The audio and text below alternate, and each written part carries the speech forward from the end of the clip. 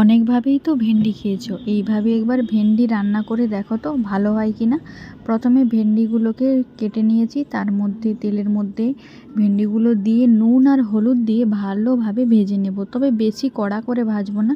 ভেন্ডির মধ্যে যে একটা শিরা টাইপের থাকে ওইটা যতক্ষণে চলে যাবে ততক্ষণ ভাজতে থাকবে। এবার তেলের মধ্যে দিয়ে দিলাম 5 ফোড়ন, তার সাথে দিয়ে দিলাম 2টো কাঁচা লঙ্কা, আর তার সাথে দিয়ে দিলাম কিছুটা পরিমাণ পেঁয়াজ কুচি। ওটাকে আলতো আঁচে ভালোভাবে ভেজে নেবে। ভাজা যখন হয়ে আসবে তখন ওর মধ্যে দিয়ে দেবে লঙ্কার গুঁড়ো, একটু ঝালের জন্য দিলাম। লঙ্কার গুঁড়ো দেওয়ার পর দিয়ে দেবে পরিমাণ মতো হলুদের গুঁড়ো।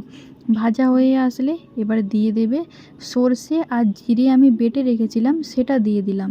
সর্ষে জিরে বাটাটা একটু কষিয়ে ওর মধ্যে দিয়ে দেবে ফেটানো টক দই। টক দইটা কিন্তু ফেটিয়েই দেবে, নাহলে টক দইটা একটা কাটা কাটা টাইপের হয়ে যাবে। তার মধ্যে দিয়ে দিলাম ভেন্ডিগুলোকে কিছুক্ষণের মতো কষিয়ে এবার হালকা করে জল দিয়ে দিলে, ভেন্ডিটা যেহেতু ভাজা আছে তো বেশি জলের প্রয়োজন হবে না, আর একটা খুব সুন্দর একটা তরকারি তৈরি হয়ে যাবে।